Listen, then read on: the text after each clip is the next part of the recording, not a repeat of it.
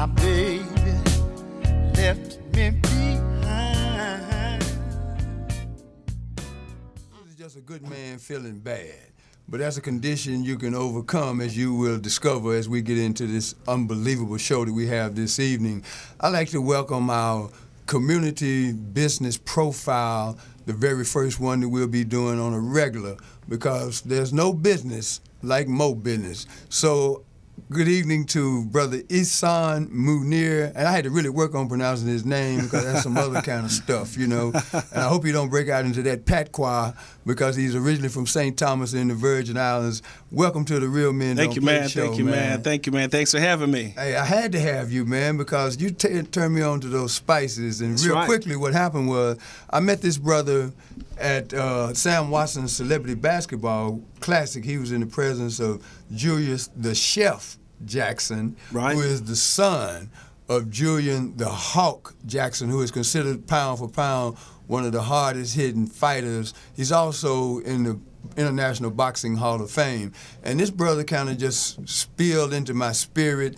And as I got to know him, he had a right to be here this evening and talk about his product, man. What you got in front of us here tonight? Well, you know, I brought a couple of my spices. Like you said, you know, I make, manufacture, and sell authentic Caribbean spice blends, you know, which is all about, my whole goal is bringing the community together, bringing people together. And the best way to bring people together is through food. That's how we did it back in the islands where I'm from. And so, you know, I'm trying to give people a little taste of the Caribbean. So I brought a couple of the products, a couple of the spices. I think I got the one for beef and this newly released 340 boxing blend. And now, are these spices your own personal concoction, or is it something that was passed down generationally? What's up with that? You know, it's a combination of the two things. You know, I consider them my spices, but, you know, everything we get, we inherited from somebody else. And so my whole culinary journey began watching my grandmother and my mother cook in the kitchen and seeing how they would mix stuff up. And so by doing that, I just kind of learned, and then I just kind of created my own thing. And so I'll never take 100% credit for it because somebody had to teach me, you know. But the blends are my blends. But the inspiration and the foundational knowledge came from my mom and my grandma. If your journey is successful a year from now, what would be the scenario for Island Boy Spices? Major distribution, worldwide distribution throughout all the stores, throughout all the communities. I'd have my Cooking with the Island Boys show out on the networks, you know, taking it mainstream, showing people how, you know, we do it back in the Caribbean. And, you know, really what it is, man, is just giving what I'm selling. Yeah, I'm selling a product. I'm selling some spices, but it's all about the culture, man, and that's what it is. I'm really giving you an opportunity to experience my culture. So how do people purchase your product? Right now, you purchase it online, www.shop.islandboyspices.com. Break that down, man. Say that again. www. I'm going to say slow. Make sure Please. They get it. www.islandboyspices.com. Well, if they still didn't get that, can they Google your name and that's going to pop up? They can Google Island Boy Spices. They can hit me up on Facebook at Ihsan Munir, or they could just hit me up on Facebook at Island Boy Spices. You need to spell Ihsan, man. I done messed that up so many times.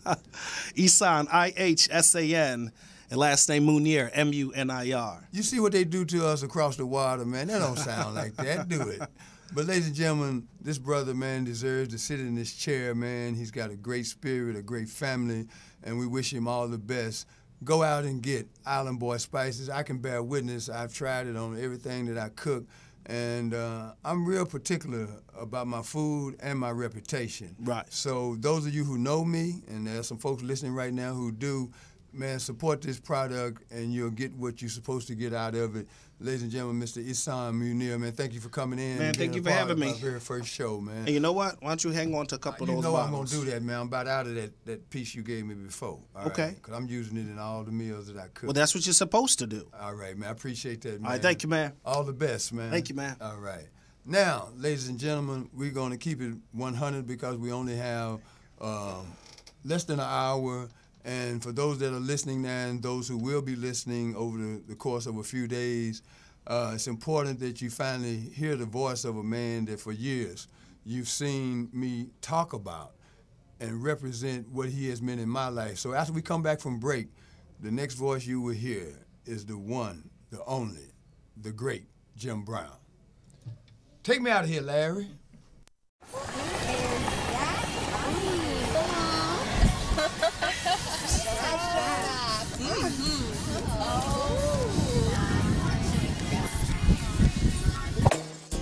So many ways I can please. Hey, hey, hey.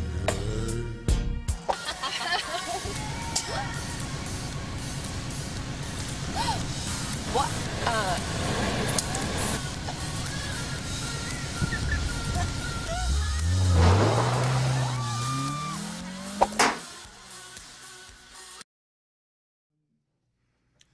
You know, when I was a kid, I always wanted to meet Jim Brown. When he played in the NFL, after the games was over with, we would go out and imitate this man.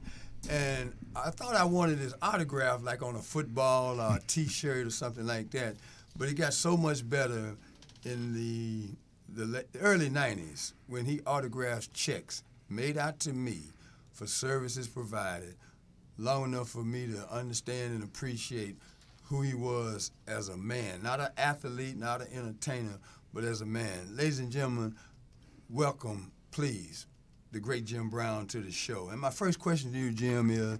Well, let me say hello to you, Bobby, and hello to your audience and to all the people out there. Now you can go to your first question. Yes, sir. And I'm still taking orders from him. I got to say hello. You know, we're talking to the people. That's true, Jim. That's true.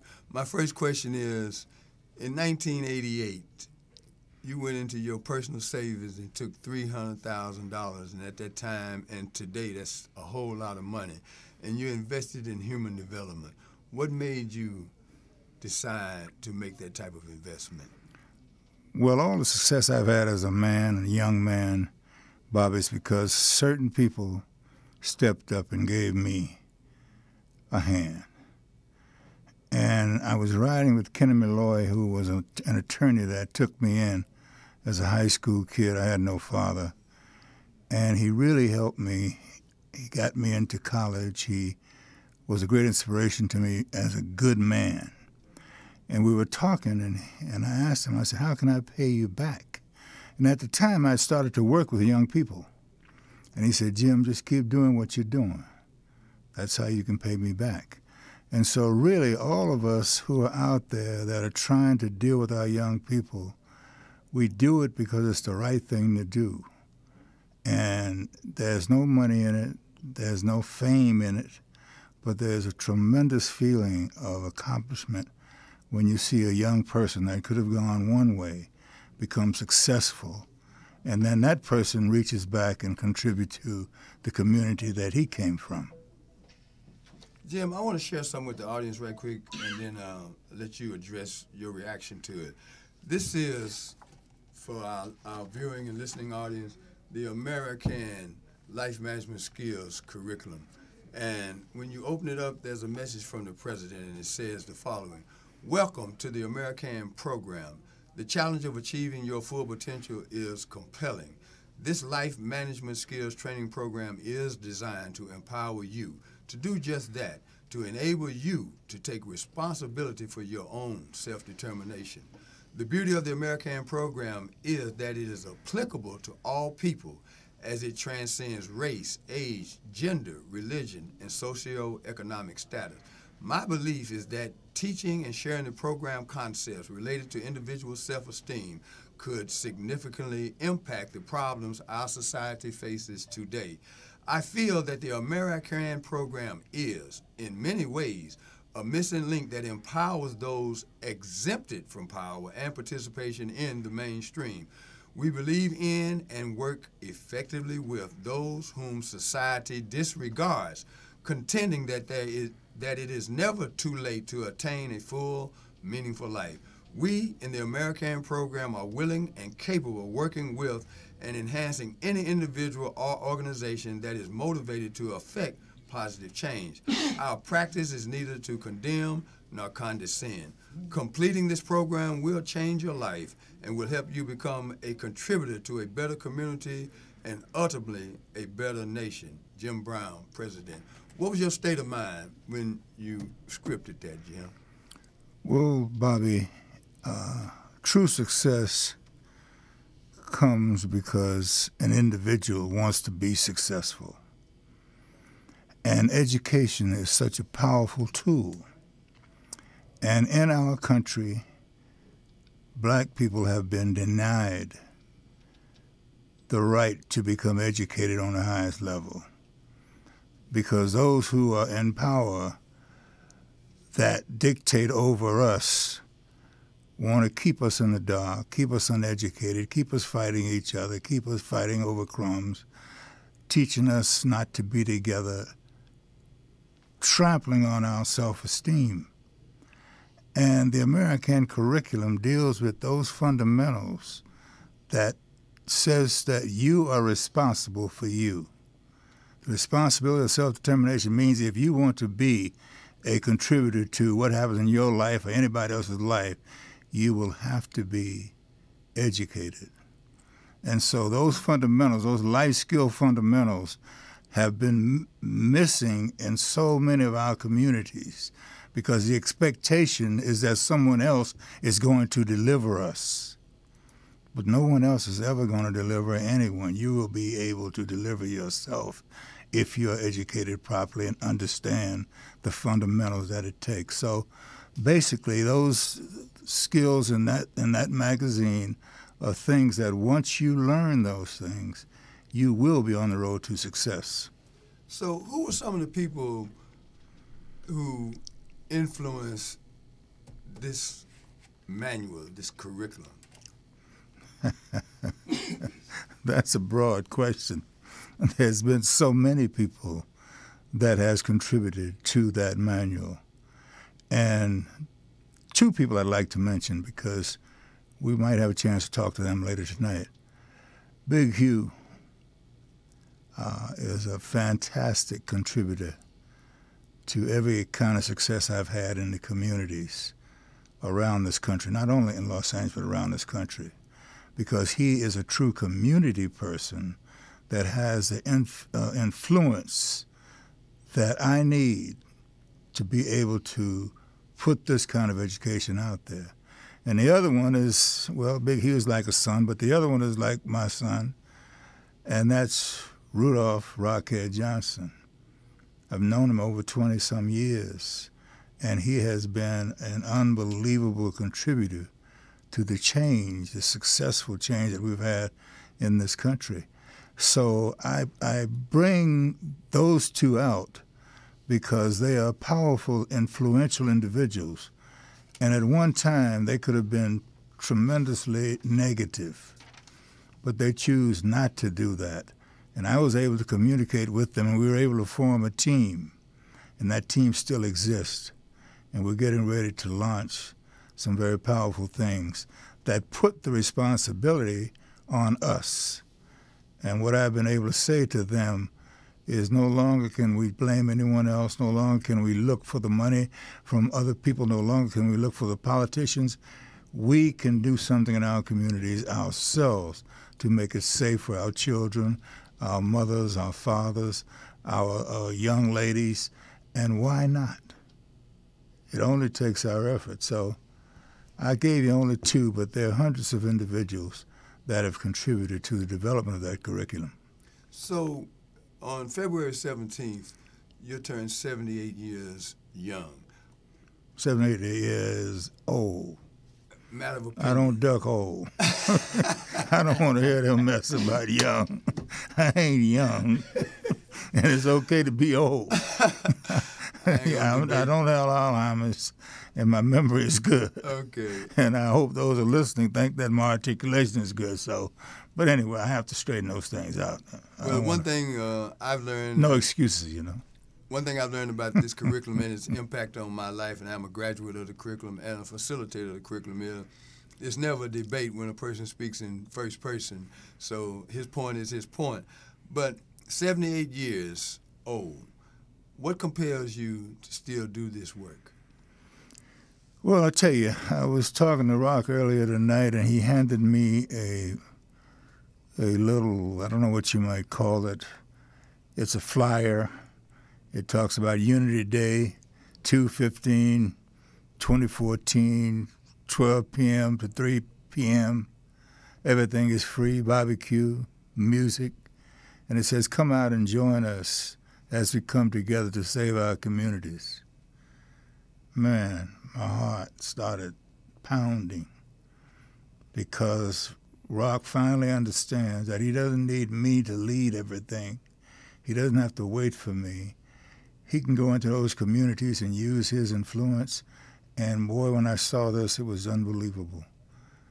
And if we multiply this, there will be some major changes in this country. And I like to say, Bobby, my concept now is that we, as African Americans, as black men, have to take the leadership in our emancipation, and we can do it. We can make our neighborhoods safe. We can make our children have surrogate parents, surrogate fathers. We can make our ladies feel proud. We can make everybody look at our community and see one of the cleanest communities in the world. So that's where I'm headed now. What makes the American Life Management Skills curriculum so universally impactful on lives of people from all different walks of life? And I say that in the construct that it's been taught in various parts of the world. We had programs in England and in the West Indies and all across the United States. Why does it work for anybody? It defines people correctly. When you read the message from the president, it said everyone. There's a category called black, there's a category called white. Unintelligent people try to use that. But the category is goodness, kindness, beauty, integrity, respect. And that's something that all human beings can possess. So the American curriculum brings that to the forefront, that you are not cursed from birth. You are a beautiful human being. All you have to do is realize it and exercise it. And if you have something that's good, and if it's not for everybody, it's not really good. So when you talk about integrity and respect and all of these things that people should do with each other, that is how you change the world. It's not going to be the weaponry. It's not going to be the gangsters. It's not going to be force. It's not going to be the mightiest bombs. It's going to be man's humanity to man. Man caring about man. And everybody, Rock, Big Hugh, and all the brothers and sisters that we deal with, the one commonality is that they care about themselves and they care about people. And they use the power that they have to put that word out, and they get tremendous results. And therefore, when you see them, they are brimming with the residue from the love that they put out there and the love that they're getting back. I had a little kid that went through the program. He was just about 14 years old and bragging about how much he had, with his girlfriend and how, ooh-wah wop and ooh-wah whip. And when he went through the program, suddenly there was a difference in his girlfriend. She was treating him better. She was loving to him. She was giving him respect. And he said, holy smokes, Jim, I didn't know this program would do that. I thought it was some highfalutin program that, you'd have to be some kind of genius to operate from. But no, those fundamentals that he employed on her made her feel like she was a queen, and therefore she wanted to return that kind of feeling to him. So that's what it's all about, Bobby. It's not any more complicated than that. So, Amer I Can, the significance of I. Why in the manual and in the instructions for teaching and participating in the curriculum do you have to speak in first person? Well, you notice when you tell a person to speak in the first person, that conversation gets cut in half. And all of a sudden, they're talking about themselves. and a way of honesty, and that's difficult. Because when you tell the truth about yourself, you got to talk about those negative things as well as the positive things. But you always hear people talk about those people. Well, who are those people? You always hear the blame being put somewhere else. It's always your woman, your wife, not you. But the thing is that you have to look in the mirror.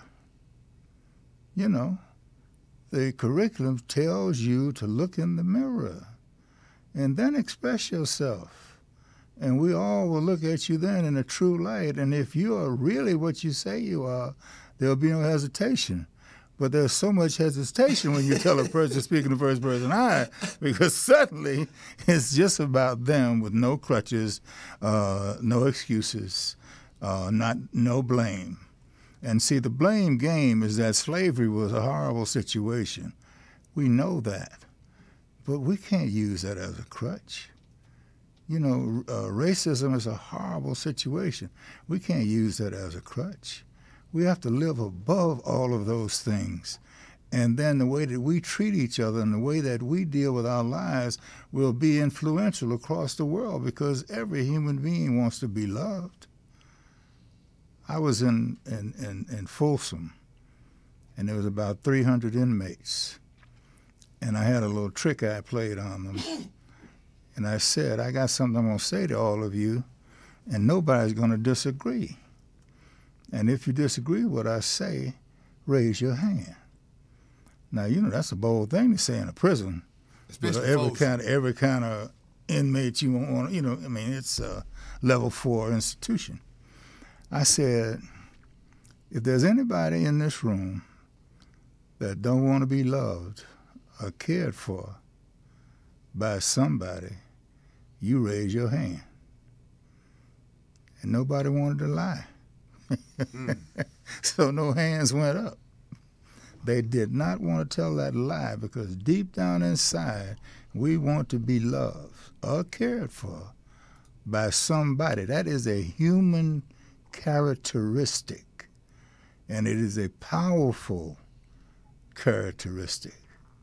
Because if I go for 15 years and I have 300 or 400 gang members in my home, and no one's ever attacked me or robbed me or even disrespected me, what do you think that is? Because I'm big bad Jim Brown? No. But they know that they're there because I care about them. And the minute that I become phony and don't care, it'd be a dangerous situation to be in.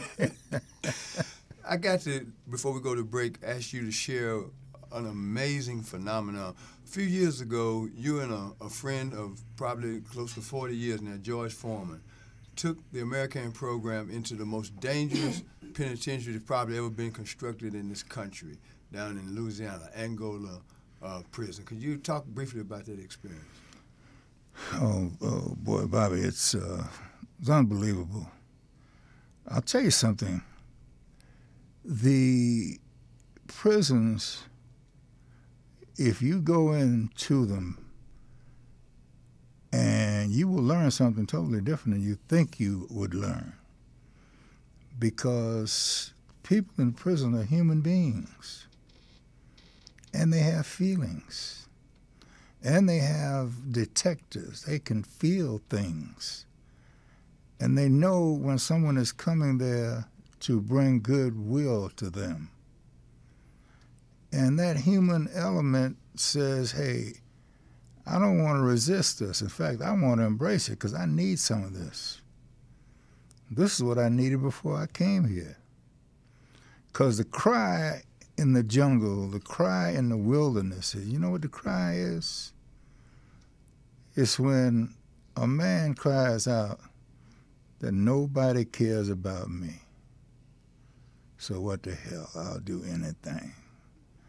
Nobody gives a stuffing about me. And that's one of the worst human conditions that a person can have. That's one of the worst feelings that a person can have. And so many people have been abandoned. In the African American community, so many people have been abandoned And so many fathers have left home, and they have left their kids crippled. And those crippled kids can put guns in their hands and kill people because they don't mind dying. See, the phenomena is that a certain kind of killer is so dangerous because he don't mind dying, so there's no reasonability. But the fact that there is no caring in a person's life makes them a very dangerous person. And so I keep getting back to the same thing. You gotta love, you gotta care. And it's gotta be real. And that's the human factor. And that's basically what American works from. But it puts a thing on you because the excuse of everybody made me do it don't work. So you have a responsibility to point the finger at you. You have to speak in the first person I. And that makes it difficult because how do you lie to yourself when you're talking about I? But when you're talking about those people, oh, it's very easy. Got a lot of alibis. Oh, yeah, it's very easy. I tell my guys on the golf course, look, man, you got a sack that you're carrying on your back. And every minute you pulling something out of there is another damn excuse. So keep all those excuses in that sack. In fact, leave that sack home because I'm going to kick your butt just hitting the ball right. Anyway, I throw that in for a little fun. Okay, we're going to go to a short break, and when we come back, we're going to meet some of the models of possibility that Jim has sold into their lives, and as a result, there are communities that are far safer today. So we'll be right back after this short break.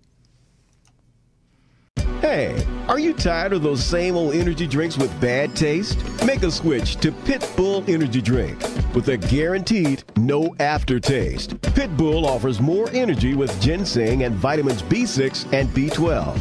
With a ginger ale lemon lime flavor, Pit Bull meets the consumer's demand for better tasting and healthier energy products with a guaranteed no aftertaste. Make a switch to Pit Bull Energy Drink. Pit Bull offers more energy with ginseng and vitamins B6 and B12. With a ginger ale lemon lime flavor, Pit Bull meets the consumer's demand for better tasting and healthier energy products. For more information on Pit Bull energy drinks, bars, and mixes, visit their website at hiphopbev.com. That's hiphopbev.com. Online orders available at hiphopbev.com. All right, we're black, and now we have in the house some brothers that truly reflect the investment in human development that Jim Brown made in 1988.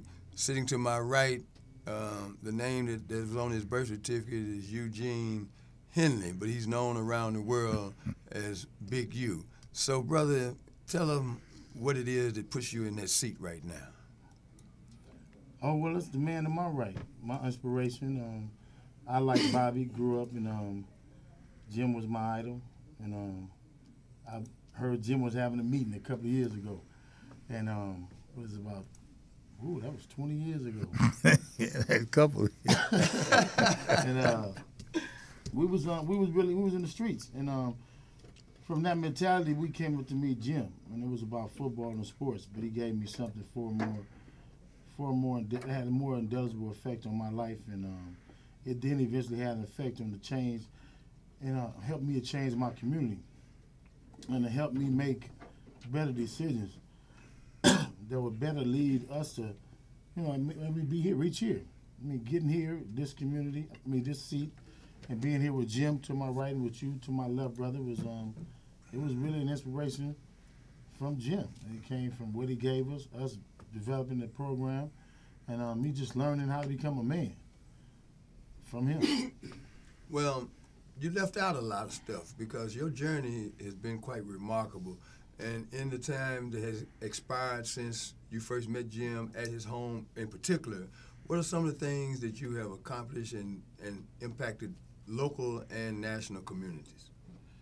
Well, the most important thing that I'm more proud of is that we took the model of American program when I came home, and we implemented it in the streets.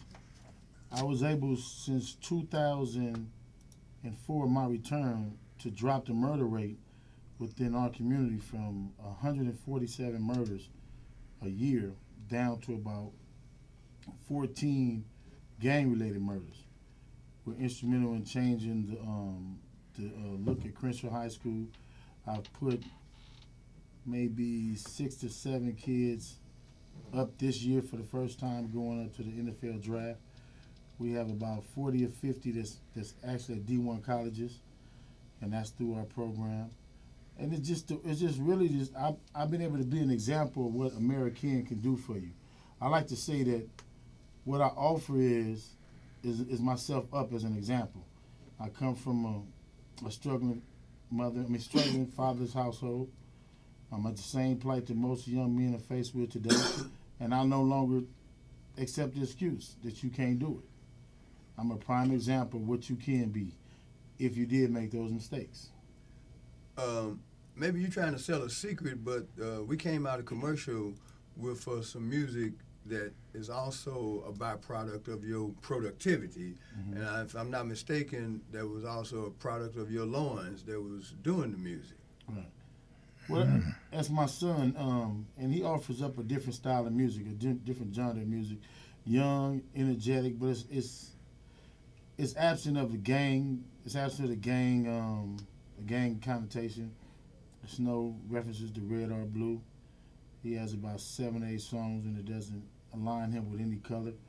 I made it a point that when I return home to introduce my son to everybody. Suge, Snoop, no color lines. I wanted them to be able to make intelligent decisions in their life. I didn't want him to have to follow what I was and what I did. And I definitely didn't want him to follow the same ignorance that I did. So the music that you're hearing is a reflection of him coming up in the hood still, because I was gone for 13 years. Being separated from him for 13 years and him hearing the stories that they assumed I was going to come home, and the person I would come home and be is not the person I am today. I try not to be. And this music represents a different part of L.A. Okay. The gentleman to my extreme left, I met him at Jim's house under extremely difficult situations. I talked myself into a position of having to honor the right to be where I was at. And he reminded me of a gentleman named Duke Man Sneed, who's a homeboy from Murfreesboro, Tennessee. And when I referred to that, he looked at me and said, "Who is Duke Man Sneed?" And then I had to quickly tell him that he reminded me of him. And then when he didn't hit me in my throat, which he was capable of, we were able to establish some discourse that has went on for over 20 years now. Ladies and gentlemen, I want y'all to say hello to Rudolph Rockhead Johnson. Welcome to the Real Men Don't Play show. Appreciate it, Bobby. My journey was different, a little different, rough. I had no respect for any adults in my life at all. Didn't know my biological father. My mother raised 8 of us, 4 girls, 4 boys. All of us had different dads.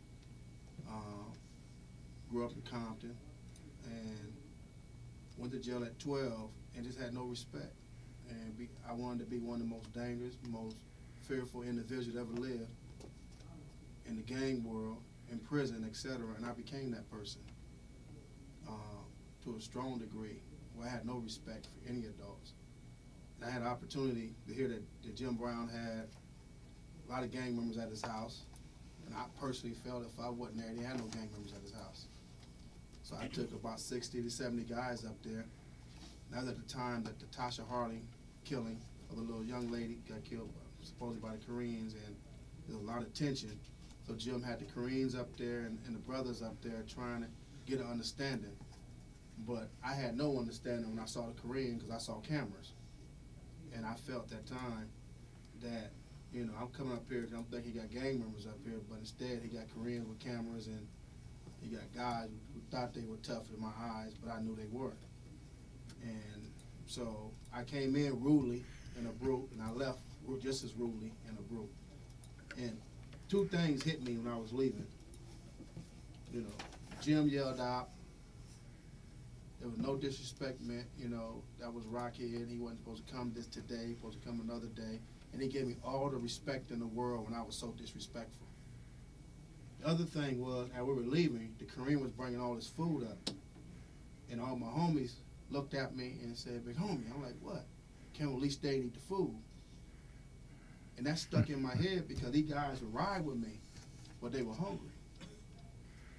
You know, and as we went back down the hill, and we stopped at Fat Burgers on San Vicente and La Cienega, it really messed with me. And someone gave Jim my number, and he called me a few times, and I had no conversation for him. You know, I kept hanging up on him. They really want to talk. And then one day he challenged my manhood.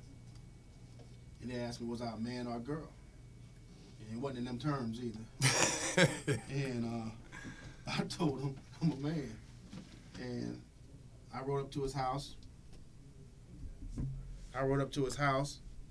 And I had my gun with me. He answered the door. And we looked each other in the eyes. And he asked me that same question in a way that no man have ever talked to me without me striking at him. And I looked him back in his eye, and for the first time in my life, I knew this was a man I was facing. And we bonded from that moment on. And in bonding, you know, he wanted me to go through his program, the life skills. And it took me a minute because I'm so used to bossing people around. When the facilitator tried to guide me through a smooth transaction from I can to I can, I'm trying to tell the facilitator what to do. You know, so it was a battle for me to be guided by anyone other than myself. And once I basically got over that hump, I started believing in the program. And believing in the program, I started living it. And it wasn't easy. You know, it was hard. I had my trials and tribulations. It was hard. But I'm going to tell y'all something. For not knowing your father and for considering another man as your father and the only father you know, everything this man took me through, the good, bad, and indifferent, I know that's how a father's supposed to deal with his son. Mm-hmm. When I wasn't right, he dug in my butt. Mm. He dug in my butt. When I was right, he didn't pat me on my back. He looked at me. That's what man's supposed to do. And once I really understood the American program and the life skills, and once I truly understood that I wasn't cursed at birth and I was somebody, I tried everything within my power to take it to another level. And one of the ways I took it to another level, I created the I Can All-Stars basketball team. And if you notice, the I Can All-Stars, I took the I Can out the middle of Amer-I-Can, and I created that basketball program with the same concept of Amer-I-Can program. And in doing so, I got over 260 kids to college since 1995. I presently have 45 kids playing Division I ball right now. I have 4 young men who playing in the NBA right now. And it just motivated me to really be that person, to be the rock I never had for myself. The Jim Brown, who's my father, I'm that same person to the young men I deal with every day. And that's how I live and that's how I eat. And the biggest thing is Jim always pushed me to go beyond myself. And I always like, man, my expertise is limited. You know, I can't try to find money, hustle money. I've been traveling. I've been meeting different people. People tell me they got contracts. It's been a hard journey for me. But the one thing I know, I've realized I have naturally is when I go back to them streets and when I communicate with them streets, and them streets really respond. And because of that, this Saturday, on the 15th of this month, we're taking back a street that was a hot area in the city of Compton. And we got over 20 different gangs that's going to be there. We have over 200 to 300 brothers who committed to be there. And we're going to have jumpers. We're going to have everything for our community to show that we can live in peace and we can enjoy ourselves. And that's where I'm at today. Well, we're going to take a short break, and then we're going to take you on a little journey that simulates sitting in Jim Brown's living room where history has been made since 1967. We'll be right back after this short break. The best thing ever happened to me. But I'm too much man to cry. Too much man to cry, yeah. Got no alibi. These tears I cannot hide.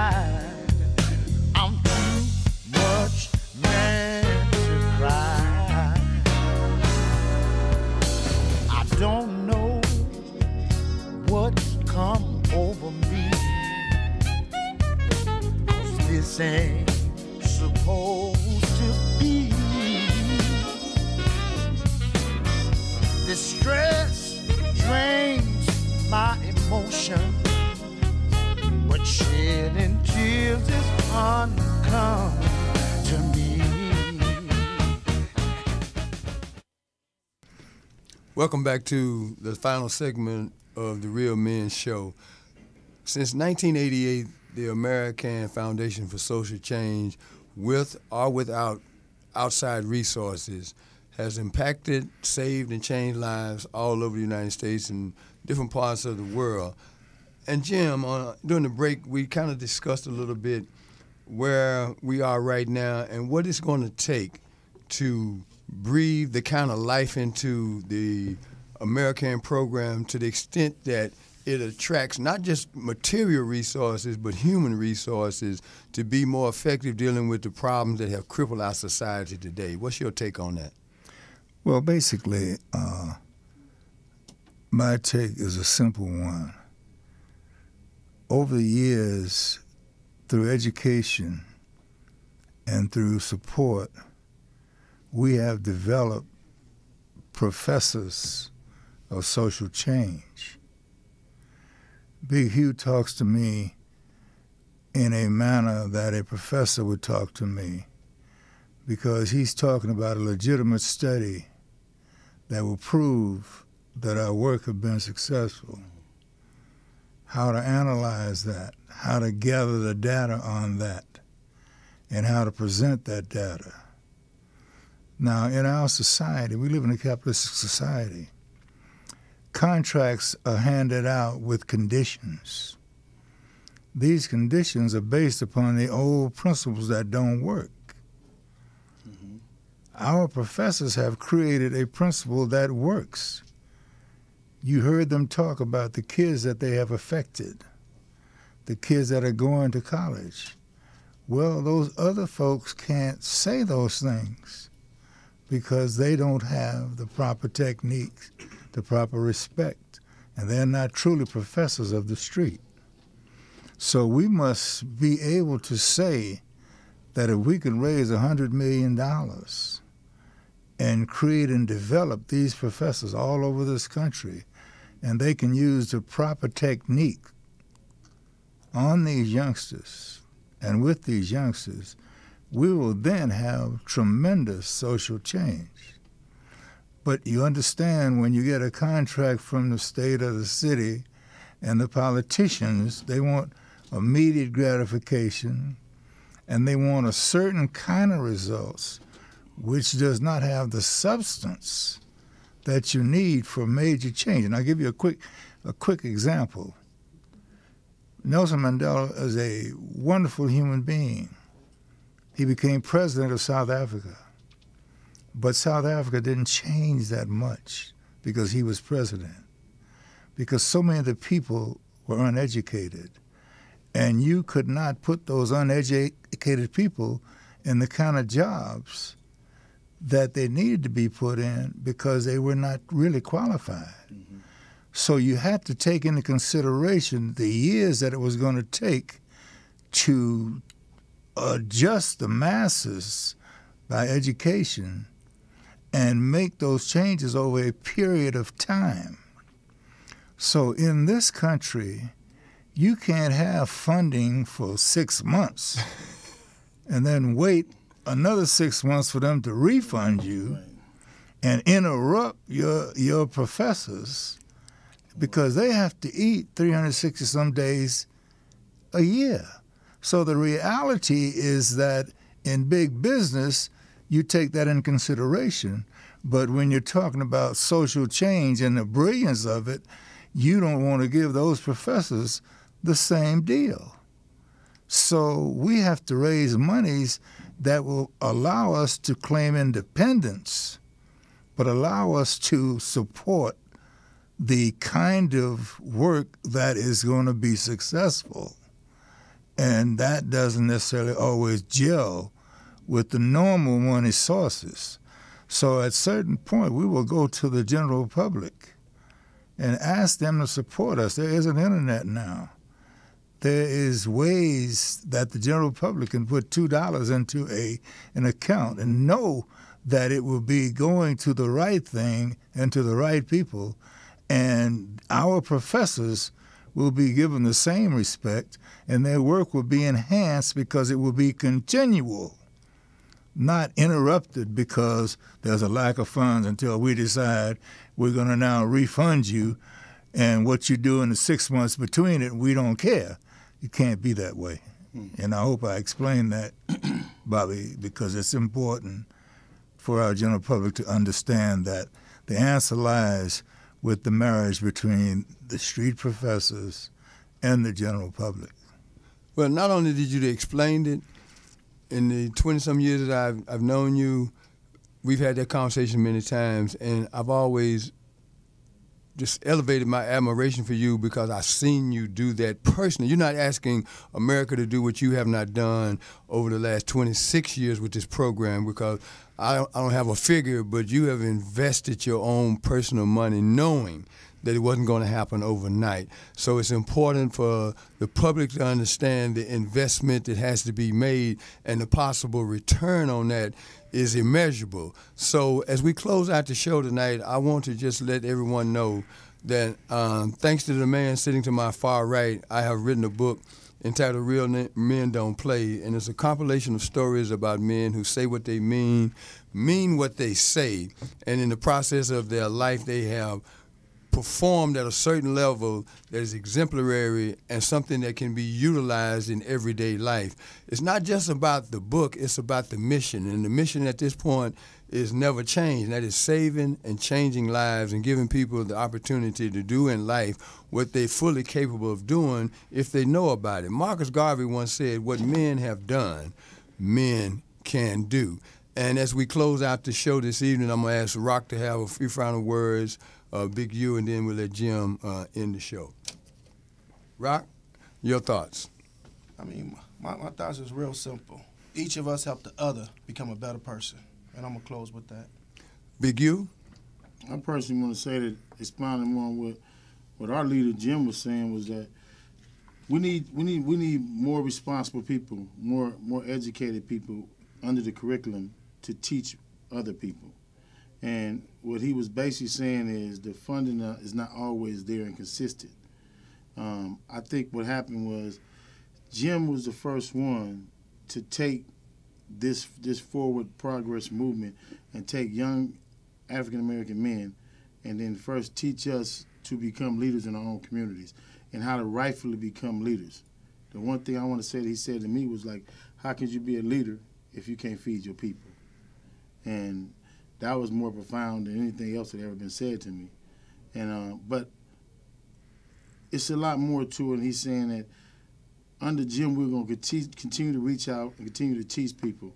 And what I do now is I make change psychologically by giving the people the same thing he gave me, a prime example, and no more excuses. There it is. Mr. Brown. Well, Marshall County, Mississippi was proclaimed the poorest county in the United States by Senator Jacob Javits. The Black Economic Union with the athletes and the intellectuals adopted that county, helped them elect a mayor, but also helped them feed the people. We had a program called Food First. Some of those flyers are in my garage at this time. So it's interesting that the two most powerful young men have mentioned food, that basic necessity, right? Well, my closing statement is that I don't know how smart I am. I don't know how smart I want to be portrayed, but I was smart enough to understand where to go to find the proper leadership to affect the masses of people. And I didn't go to the top. I didn't go to the colleges. I didn't go to corporations. I didn't go to the armed forces, the police department. I went to the so-called streets.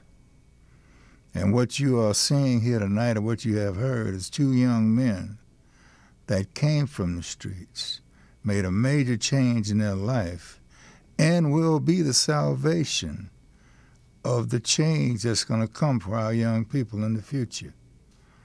That's my statement, Bobby. As I close tonight, you can acquire more degrees than a thermometer and not be able to find your way out of a one-room apartment with an exit sign over the door. And that means, in simple terms, I have a college degree. Jim graduated in 4 years while he played every sport they had at Syracuse University. But what matters most is common sense is not that common. What it takes eternally is the willingness to accept responsibility for self-determination. We hope that we have provided, and I know we provided you with some insights that you can use in your daily life, and we hope that you'll come back next week for the second edition of Real Men Don't Play. And on behalf of my guests, my family, thank you for letting me be myself again. We out of here. For my team, I play the captain. Hit the block, I make it happen. In the booth, studio chopping. See, I'm really about that action. For my team, I play the captain. Hit the block and make it happen. In the booth, studio chopping. See, I'm chopping off this iPhone. Writing hella song. Yo, bitch, she get me down. Now they keep me in the